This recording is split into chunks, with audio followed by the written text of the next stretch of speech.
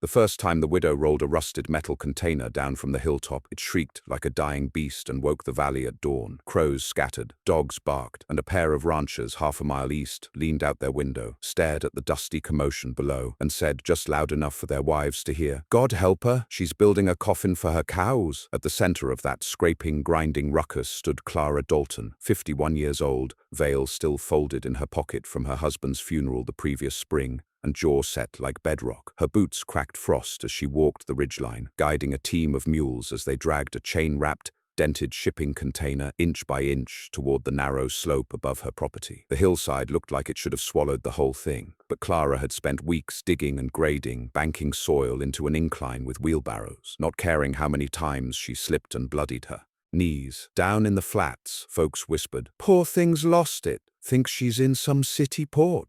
Barn's supposed to breathe. That metal'll freeze solid come January." They didn't know she'd run calculations. Didn't know she'd studied airflow, insulation, and the strange way steel radiated heat when properly buried. Didn't know she'd written letters to an uncle back east, begging for access to surplus army manuals on container bunkers and makeshift storage depots, and didn't know the real reason she was racing to finish before snowfall, because a shadow of winter was coming, and this one would not be kind. The previous barn had caught fire in spring, a storm lantern kicked over by a spooked calf. Clara's husband, Walter, had died trying to wrestle the last cow from the blaze. By the time the town marshal arrived, the barn was a black husk, Walter was gone, and Clara stood in the smoke holding nothing but the bell collar from the family's last heifer. They buried him 2 days later, and on the third day, Clara walked the land and started pacing it in hard, boot-worn steps. People expected her to rebuild the old barn the same way. Log, timber frame, something natural. She had other ideas. The containers came one by one. Some were already on her property, rusting from the mining years, forgotten at the edge of a creek bed. Others she bought for a pittance from a scrapyard 2 towns over. Every few days, Clara hitched her team and dragged another hulk of steel into the clearing behind the house. Each time, more neighbors wandered up the road to stare. "This ain't Chicago," a man named Merle Sutter called out one day, arms folded, as he leaned on his horse. She didn't look at him. "Steel freezes worse than wood. You'll trap the cold inside like a damn meat locker." Clara lifted a pry bar, wedged it under the container's corner, and didn't say a word. "Suit yourself," Merle said with a smirk, but his voice trailed off a bit when she stood upright and stared at him, dirt-streaked and sunburned, her hands bleeding through canvas gloves. He rode off without another word. The build wasn't pretty. She cut doors out of the sides with a second-hand acetylene torch, welded hinges with a kit her husband had left behind, stacked hay bales as insulation between the containers and framed over them with sod and tarps to keep the snow off. She ran salvaged stovepipes from the corners, sealed gaps with mud, and drilled vent holes lined with burlap. People laughed harder when she started funneling gutter pipes from the house to the top of the barn. "Draining your roof into your cows now, Clara?" One of the township boys jeered. She didn't answer, but what none of them realized was this. The runoff melted snow. It trickled through a clay pipe she'd dug that coiled through the barn floor like a serpent. A buried water system, primitive radiant heating, her own design. Every night she scrawled improvements in the margins of a spiral notebook, some based on books, others from trial and error, and always she thought of Walter, what he would have said, what he might have built if he were here, how he might have laughed at the sound of wind whistling through a steel hull and said, "Hell of a ship you're sailing, Clara." The first cold snap came early. October was barely over when frost crept thick over the valley. A thin, snow-dusted roofs. Men cursed as their hinges stuck, and cattle breath steamed from half-frozen nostrils. Inside her barn, Clara stood beside a rusted container wall, listening to the creaks and groans of contracting steel. The heat from the buried pipe was faint but steady. She opened one of the interior crates and let the cows shuffle inside, their hooves clacking softly on straw-padded metal. She'd placed them in the central unit, the best insulated, and watched as steam slowly rose from their bodies, condensation, forming on the cold ceiling. It wasn't warm, but it was survivable, and she'd keep improving it. Then November hit. A storm rolled over the western ridge with a wind that sounded like a banshee. Snow hammered the valley. Roofs cracked. Fences vanished under drifts. A family 6 miles out got trapped in their home for 3 days when their porch caved in. The postman's mule froze standing up, and Clara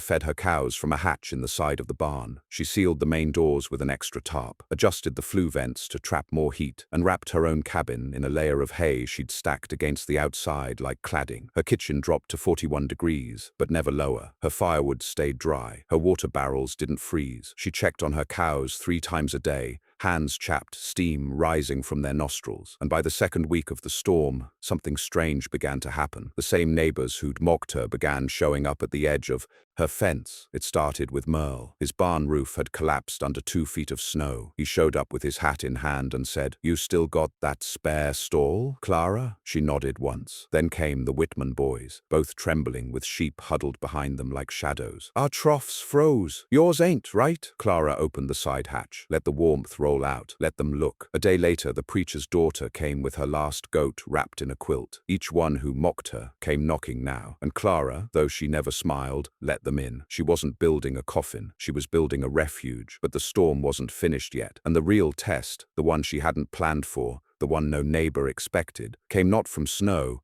but from what the storm did to the town's only bridge, and the boy who went missing after. The river didn't freeze clean. It cracked slow, uneven, first a skin, then a web, then a solid-looking shell that hid the black, gurgling current still gnawing underneath. The townsfolk knew better than to cross it early, but when the storm took out the ridge road and the mountain pass clogged with snow taller than a horse, the only path between the valley and the railway depot was the small wooden bridge at Sparrow's Ford, narrow, old, and already leaning. On the morning of the 9th day of the freeze, something snapped. The sheriff, Cal Dutton, heard it from Town Square, a low groan followed by a crack like the earth itself yawning open. He ran toward the sound with 3 others and arrived just in time to see the far span of the bridge slump sideways and vanish into the icy current, taking 6 fence posts with it. Word spread fast. By dusk, every house east of the river knew they were cut off. Supply sleds couldn't get through. No grain, no flour, no dried meats or coal. And in that same breathless hour of realization, someone shouted that the Harper boy, Jacob, had gone missing. 12 years old, last seen heading toward the ridge, alone. Clara heard the knock just after sunset. The wind was so loud she thought it might have been a branch at first. Then came the second knock, firmer, followed by 3 rapid taps. She opened the door to find Henry Whitman standing there, panting, face rimed with frost. His beard looked iced, his eyes wide. "Kid's gone," he said. "The Harper boy. Folks think he tried crossing west, maybe to see his uncle, maybe just lost. Clara, they need help." He didn't need to say why he was here. She stepped back and grabbed her coat, tucked the revolver into her belt, not for shooting but for signaling, wrapped her scarf tight and grabbed her mule's reins. "I'm coming." The search party met at the tree line, near the blown-over pine that marked the old shortcut to Sparrow's Ford. There were 6 men, 1 woman, and a child barely older than Jacob, bundled thick and trying to be brave. Clara didn't ask questions. She just moved, listened, and thought. Wind tore at their voices. Tracks were scarce, blown over too fast to read. But Clara scanned the woods with a tracker's eye. The boy wouldn't have gone straight for the bridge, not if the wind had started already. He'd have looked for shelter, maybe one of the old hunting lean-tos near the ridgeline. She said as much, and the group split in 3. Clara took the eastern rise alone. It took her 2 hours to find the lean-to, another 10 minutes to find the small, frost-nipped bundle curled inside, stiff with cold but still breathing. Jacob, face pale, lips blue, eyes barely open. She wrapped him in her coat, tucked him against her chest, and moved like the devil was on her heels, because cold didn't forgive slowness. Not at 12 degrees below zero, not when snow came sideways, and even the trees seemed to groan from the weight of it. She got him back just before midnight. The doctor wasn't reachable.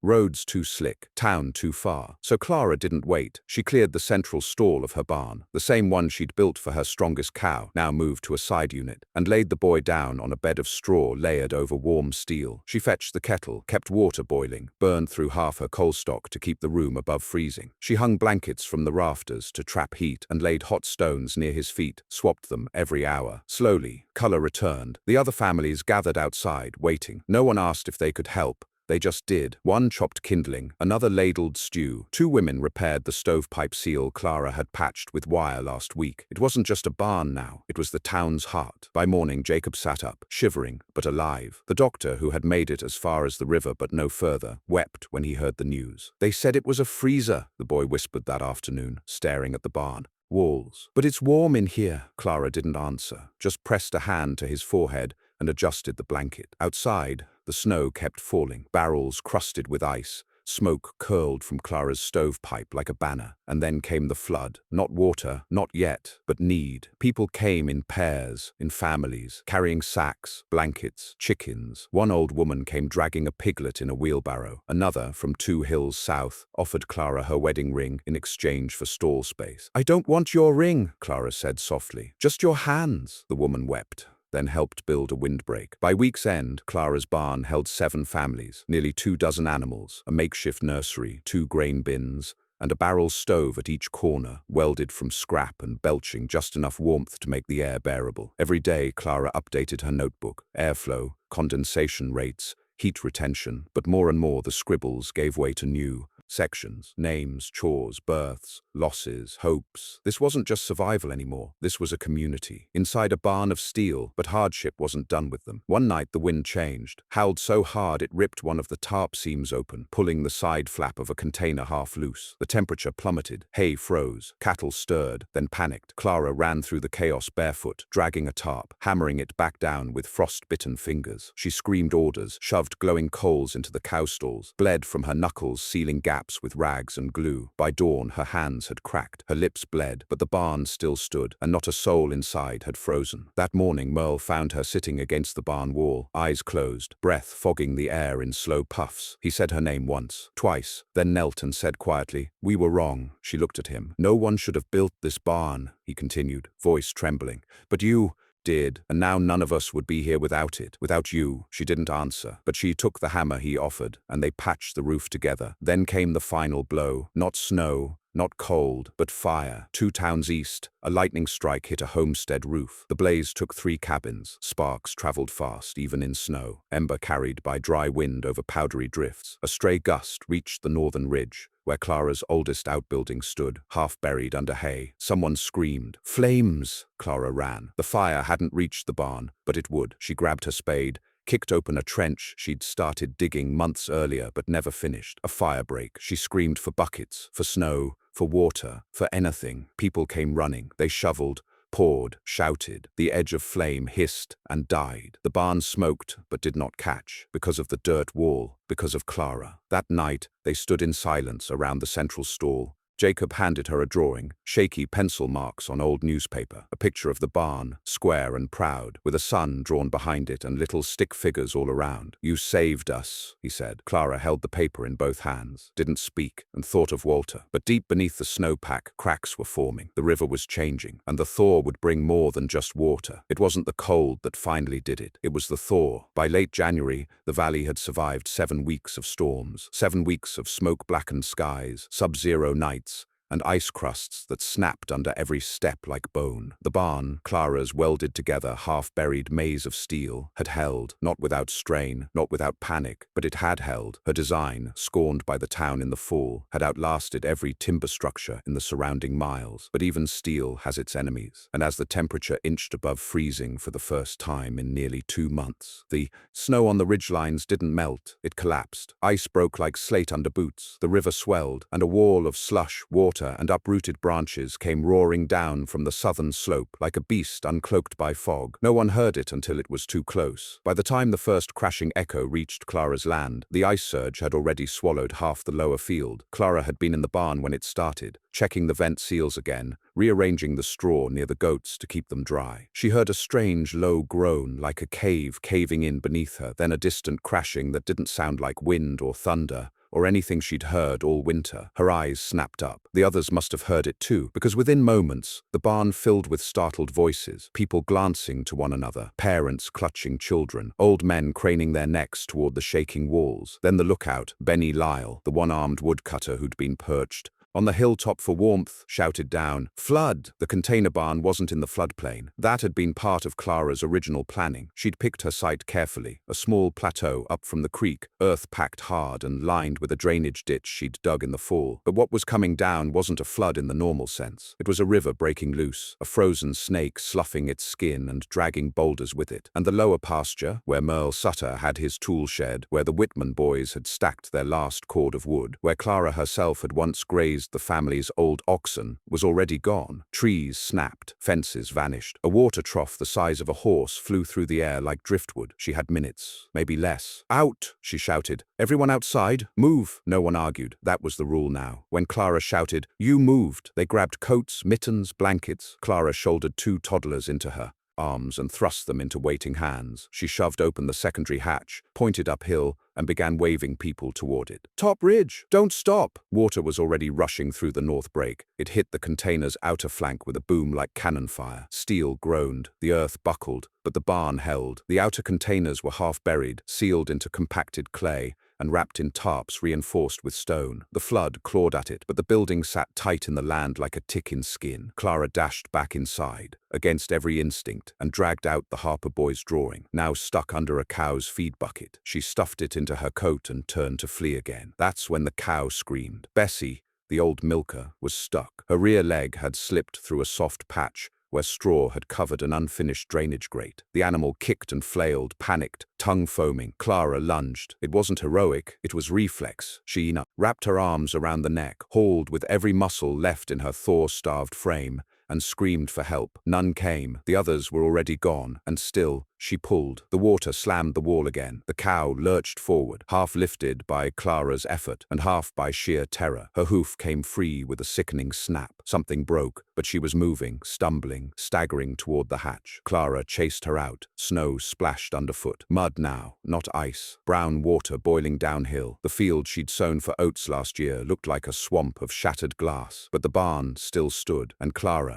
still moved. 2 days passed. The thaw was quick, violent, but short-lived. Once the surge passed, a new freeze set in, locking the water in place like shattered windows suddenly glazed again. The barn was battered. The lowest container had shifted an inch sideways, its doorframe now tilted at a drunken angle. The heating pipes were clogged with silt. 2 tarps had ripped, one vent was gone entirely, and one of the cows limped so badly she had to be laid down and hand-fed for days. But no one had died, no animals lost, and still, miraculously, inside those walls, the temperature stayed just above freezing. Everyone in town knew the truth now. The barn had saved them again. In the weeks that followed, something shifted. Clara no longer heard whispers behind her back, no more muttered jokes from passing wagons, no sideways glances at the trading post. Instead, people stopped her on the road. "Ma'am, do you think I could weld a stovepipe the way you did? Clara, if I bury a container halfway like yours, will the roof hold snow? Could you maybe help us build one too?" She helped them. She drew diagrams on flour sacks,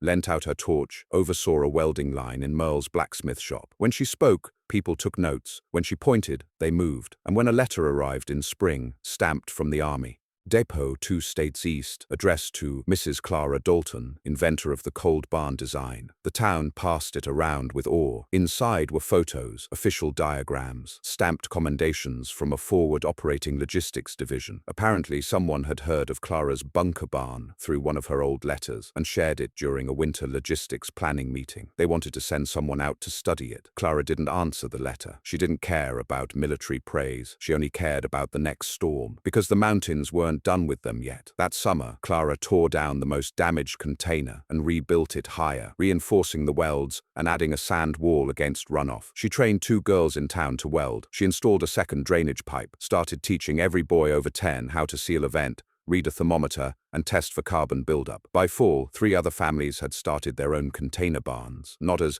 large, not as well built, but modeled on Clara's. And every one of them stood proud under the first snow. The town changed. Fewer laughs, more hands. When Clara walked through town square, folks stood aside, not because she was a curiosity, but because they knew, they remembered, and they were still here because of her. Then one morning, deep in November, Clara found a strange package on her porch, wrapped in canvas. No note, just a single tag with her name and a burned-in sketch of a star. Inside was a set of blueprints, military-grade, new designs, updated specs for container-based shelters, marked with red ink in the margins, based on Dalton variation. She stared at it a long time, then added it to her notebook. Later that day, Jacob, now 14, growing fast, came to ask if he could help add another pipe to the barn. She handed him a spade. "Start digging," he smiled, and she watched him go, heart heavy and full. The valley still froze, storms still came, but Clara's barn still stood. And this time, when the wind came howling down the ridge, people didn't run. They gathered, they lit the stoves, and they sang. Not loud, not foolish, but together, inside the steel bones of what had once been a joke and was now a sanctuary. By the second winter, no one laughed at Clara's barn. They measured their own roofs by its slope. They timed their firewood stacking by her early autumn cues. And when she tacked a handwritten notice to the frame post outside her gate, "Welding lessons resume October 4th. 5 men, 3 women, and a 12-year-old girl showed up with gloves, notepads, and borrowed goggles." But the truth was, Clara didn't feel proud. She felt haunted, not by ghosts exactly, but by the burden of knowing what it meant to stay warm while others froze. She'd seen how fast things broke when winter wanted them broken. She'd held dying calves, hauled men out of collapsed roofs, shoveled snow until her arms went numb. And she knew, better than most, that it would all come again, worse, sharper. Steel was strong, but winters were patient, and patience beat steel in the end. So she prepared. Again, she started by reinforcing the drainage trenches. She widened the fire breaks. She added a second ventilation chimney to the south container, cutting through the steel with sparks flying like fireflies in the dark. She worked until her breath wheezed and her joints ached, and she had to sit with her back against the barn wall just to keep her legs from giving out. Still, she got up. Still, she worked. In November, a letter arrived with a wax seal and a crest Clara didn't recognize. It was stamped from some office of Western settlement architecture and co-signed by a military engineer. They were requesting permission to formally study the Dalton cold barn model. Site visit to be conducted during active winter conditions, the letter read, to assess structural integrity and survival suitability for remote outposts. Clara blinked at the paper, then folded it in half and stuck it under her coffee tin. No one needed to study what they'd lived. The valley knew. The cold had already conducted its own test, and she'd passed. But the town wasn't ready. Not for what December brought, not for that storm. It started slow, like most betrayals. Early snow in late November, nothing strange, just thick flurries and a sky gone slate gray for days. Then came the real freeze, harder than anything the last year had thrown at them. Horses broke through ice trying to drink. Axes snapped from the cold. One man's rifle shattered when he dropped it, metal splintering at the stock. Then the wind came, not just bitter or biting, but wrong. It came from the east, unnatural, swirling down from a canyon that hadn't blown air since anyone in town could remember. It hit like a wall and didn't stop. Every crevice screamed, every crack bled cold, and in the midst of it, something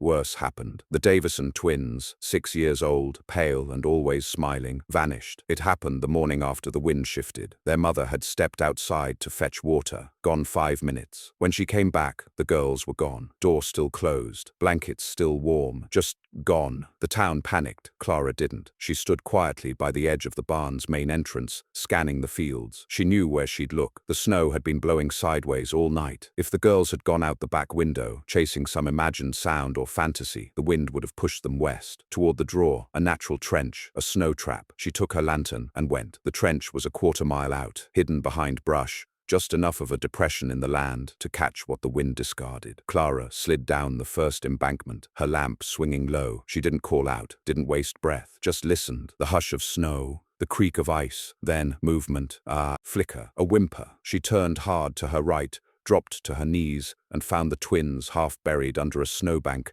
clinging to one another, lips blue, one sock between the two of them. She didn't ask why, didn't scold. She wrapped them in her coat, yanked them to her chest, and carried them back through the snow with wind clawing at her eyes like needles. Back at the barn, the neighbors cleared space. The barn was different now. Still the same bones, steel and straw, welded vents and glowing stove barrels. But it had become instinctual. Everyone knew their role, knew what to grab, how to heat stones, when to boil water. Clara passed off the girls to waiting arms. Blankets appeared. Broth was made. Fire stirred. The barn, this machine of survival, pulsed like a living thing. The twins survived. But something in Clara didn't sleep right afterward. She sat up that night beside the barn's central stove, staring at the flickering glow against corrugated walls. The hum of the metal, the wind clawing outside, the steady hiss of steam from the water barrel. She thought of Walter, of how he'd died in fire, of how these girls nearly died in ice, of how she kept building while the land kept trying to unbuild. She wondered if she'd ever stop. By midwinter, the barn held 37 people, 12 animals, 6 fires, 1 baby born in the back corner under a tarp canopy, to a woman whose husband hadn't made it back from the mountain pass in time. Clara helped deliver the child, cut the cord with a hunting knife, held the baby when the mother mother fainted from blood loss. The child cried once, then settled. She named her Clara. Outside, the world kept cracking. The storm wasn't natural anymore. That's what people said in hushed voices. It had gone on too long. The wind was wrong. The sun hadn't pierced the clouds in 27 days. They marked it with charcoal on the barn wall, 27 black slashes beside the stove. Then, on day 28, something happened. A low rumble, a tremor, and then silence. The next morning they opened the hatch, and the sky was clear, bright, painfully bright. The wind had stopped. Snow glittered across the valley like glass, and every cabin in town was either buried, shattered, or frost-blackened, except the barn. It stood tall. Steam rose from the vents. Children's voices echoed from within, and Clara, eyes squinting against the new sun, leaned on the doorway like a ship's captain on the deck of something seaworthy, a vessel of survival. People said a lot of things after that storm. They said it was the worst freeze in 50 years. They said it was the mountains reminding them who ruled. They said it was a curse, a reckoning, or a warning. But they also said something else. They said Clara's barn beat it. And when spring came, the High Commissioner from the Territory Office came riding up the trail with 2 guards and a clerk, looking for the Dalton cold barn. He didn't find some mad woman hiding in a box of rusted containers. He found a town gathered around the only building still standing, living, thriving. Clara didn't offer tea. She didn't wear her best dress. She didn't read the certificate the man handed her, declaring her structure an engineering marvel and offering her a stipend to support continued civil development in extreme climates. She just nodded once and said, "Winter's coming again," then turned back toward the barn and began patching the next roof. The spring thaw didn't bring rest. It brought mud and collapse and reckoning. Old fences fell in soggy lines. Half the ridge road sloughed into the canyon, taking 2 wagon loads of limestone with it. What cabins had survived the winter now warped and sagged, their beams swollen, joints unseated. Piles of firewood, once so carefully stacked, lay black and rotted under the weight of melted snow, now too wet to burn. But Clara's barn still stood. She patched what needed patching. She reburied seams the flood had exposed. She shoveled out the silty sediment that had packed under the cow stalls. But the bones held, the walls held, the heat held. It was ugly, rusted, dented in places, but whole. And come spring, it wasn't just a barn anymore. It was the town's barn. The townsfolk didn't call it that, not officially. No one dared touch Clara's name on it. But when they referred to the barn, they all meant hers. When a new family arrived from the Northern Trail, run out of their homestead by fire and seeking shelter, it was Clara's barn they pointed to. She'll know what to do. She always does. She built through the worst of it. By summer, 3 more container structures had gone up. One belonged to the preacher, who turned it into a shared schoolhouse, insulated, warm, and lit by salvaged glass from the ruined church windows. Another, out by the East Ridge, became a feed shed for the Whitmans. The third was half buried like Clara's original design, built by a widow named Sophie, who'd lost 2 sons in the ice storm and now refused to let a single goat freeze again. Clara didn't offer praise. She didn't say much at all. But when Sophie's roof tops tore in a July windstorm, it was Clara who showed up before sunrise to weld the frame and reinforce the bolts with salvaged railroad pins. When Sophie asked why, Clara just shrugged. "Steel's not strong unless it's connected," she said. "Same with us." The recognition kept coming, even when Clara tried to ignore it. A photographer from the Territorial Gazette arrived in September, tried to take a picture of the barn. Clara waved him off. "You want a photo?" she muttered. "Take it in January. See if you're still standing then." Still, the story ran. They called her the Iron Widow, said she'd turned the tide of frontier engineering, that her design had redefined survival, that her stubbornness had sparked a cold shelter revolution. But none of that mattered to Clara. She didn't build to impress. She built to withstand. Then came the 3rd winter, the hardest yet, not because of the cold, but because it didn't end. Snow began in October and didn't stop until March. Not heavy at first, just steady, relentless, like a quiet drum that beat every day. Cold mornings turned to frozen weeks. Firewood ran low, livestock grew thin. Even the valley's more seasoned ranchers muttered that they'd never seen anything like it. But this time, no one waited until they were desperate. They came early. They brought food, blankets, extra tools. They came not to beg, but to build. Before the worst hit, the barn had already expanded. 3 new containers added, forming a horseshoe that opened south for sunlight. One turned into a proper infirmary, complete with a cot and supply shelf. Another became a kitchen, fitted with a stove welded by the town's 2 newest, Apprentices, boys who'd once called her crazy behind her back and now followed her every instruction with notebook in hand. And in the center, a stove as wide as a wagon axle, built from a converted water tank, vented through 3 chimneys and crowned with a welded iron ring to hang pots from. That winter the barn hosted 45 people. A child learned to walk on its dirt floor. An old man died peacefully beside the south stove, surrounded by warmth and prayer. No one froze, no one starved. By February, someone stenciled letters onto the east container wall using whitewash and a chisel. Clara's house. Clara snorted when she saw it, but she didn't wipe it off. Then, in April, after the thaw, the letter came, stamped with a new seal this time, Imperial Post, Washington Office, a formal invitation. The Dalton structure has been selected for replication as part of the 1889 Western Shelter Project. Your design has directly influenced the survival architecture initiatives planned for 4 new territories. We would like you to join as a senior advisor to the program. She stared at the envelope a long time, read the letter again, then looked out over the barnyard. Cows lowing, children laughing, wind through steel vents, smoke curling from 6 chimneys. She folded the letter, tucked it behind the kettle, and didn't answer. 1 week later, Jacob Harper, now 17, taller than Clara by a head and lean as a fence post, approached her by the barn's north wall. He'd helped her build the last container, had welded his name into a hidden panel on the frame. He stood there a long time, hat in hand, looking nervous. "What is it?" she asked. He swallowed. "I've been thinking. I want to try building one myself. For real. Out east, maybe, with Sophie's nephew. He's got land, wants to try homesteading." Clara looked at him. "You know how cold it gets out there?" He nodded. "I remember. You know what?